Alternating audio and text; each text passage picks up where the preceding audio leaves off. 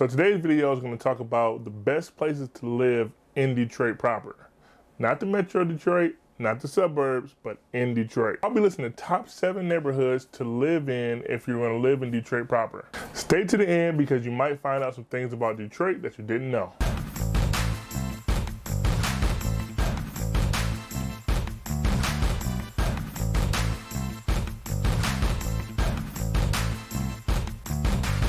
Welcome back to the channel. My name is Ed Butler. I'm with Brookstone Realtors.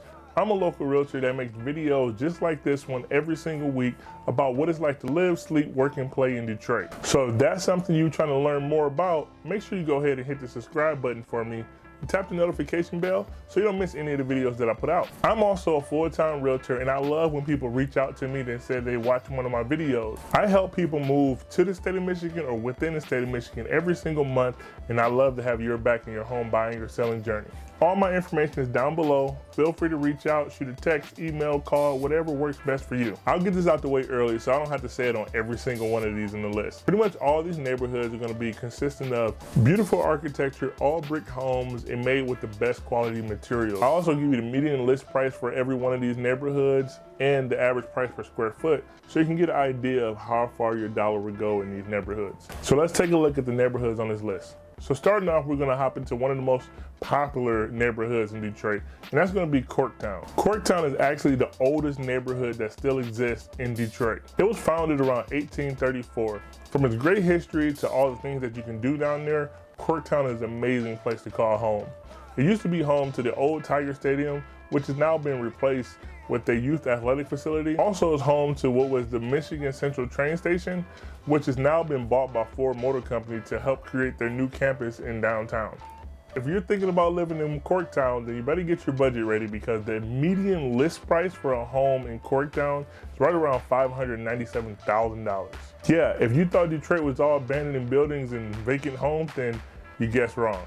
The average price per square foot is actually $284 in Corktown. That's because most of the homes down there are going to be row houses or condos. Living in Corktown is not going to be unfamiliar to have a $500,000 condo right in the heart of Detroit, or even up to the $1 million mark. Next on this list is kind of Corktown's cousin. That's going to be Midtown. Midtown is not too far from Corktown, and it has Woodward Avenue running straight down the middle of it. And just north of downtown is where you'll find Midtown, Wayne State University's campus, Little Caesars Arena, and all types of bars and restaurants. Midtown is home to a lot of different museums and art type of places. So like the Detroit Institute of Arts or the Charles H. Wright Museum of African American History. And to live in Midtown, you're gonna have to spend not quite as much as Corktown, but it's still up there. The median list price in Corktown is about $415,000 right now, clocking in at about $300 per square foot. Moving a little further away from downtown, but headed to Detroit's east side, it's gonna be Indian Village. Indian Village is a great historic neighborhood that's been around about 125 years. It's a collection of a little bit over 350 homes who were built by famous architects like Albert Kahn or Louis Camper for the likes of Ezra Ford, who was one of the most prominent residents in Indian Village. Today, if you want to purchase a home in Indian Village, you can expect to pay a median list price of about $525,000, but the average price per square foot is about $143. So your dollar goes a little bit further compared to our Midtown and Corktown counterparts, because these houses are huge. They're on beautiful tree-lined blocks with a ton of impeccable architecture, making Indian Village a place to definitely see and hopefully live one day for some people. Moving on down our list, but staying on Detroit's east side, is going to be East English Village. Founded in the early 1900s, where most of the homes were built between the 1930s and 1950s. This has been one of Detroit's most stable neighborhoods,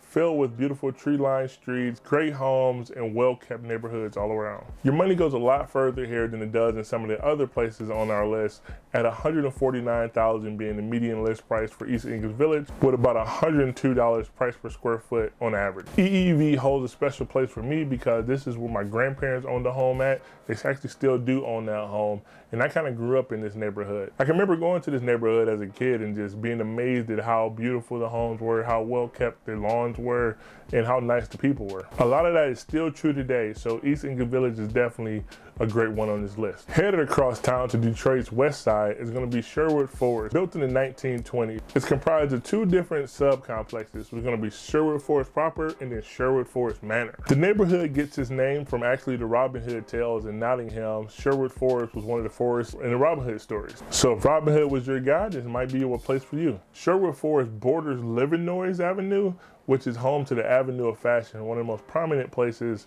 of development and entrepreneurship in all of Detroit. Sherwood Forest has some of the largest homes in all of Metro Detroit with an average price per square foot at $87. You may be thinking $87, oh, this is gonna be a bargain. Nah, actually, the houses are just that big. The median list price for Sherwood Forest is right around $300,000. At this point in the video, you're probably thinking like, man, I had no idea. All I hear is about these dollar homes and $1,000 houses in Detroit. Yeah, man, don't let the media fool you. There's a lot of great places to live here in Metro Detroit and Detroit proper. And if you learned something you didn't know so far, go ahead and hit the like button for me down below. Somewhat Sherwood Forest's neighbor is going to be the University District, which is our next stop on our tour of the best places to live in Detroit. Just south of Sherwood Forest is what we call the University District, and it's because it's surrounded by the University of Detroit Mercy and the Detroit Golf Club. A fun fact of the University District, it was actually the first neighborhood to recognize, embrace, and support the LGBT community. This is all the way back in the 1950s. The University District is a collection of about 1,200 homes built from 1925 to 1941. You can expect to have a bunch of Tudor-style homes with large setbacks, garages out back, and shade trees out front. Also, you can expect to have a pretty large house, with the average house being between 4 to 6 bedrooms and a minimum of 3 bathrooms. To call University District home, the median list price is going to be right about $321,000, with an average price per square foot of about $107. I can remember as a kid going to the University of Detroit Mercy's basketball camp in the summers and then driving through the neighborhoods and looking like, wow, these are some amazing houses. I had no idea Detroit had these type of homes.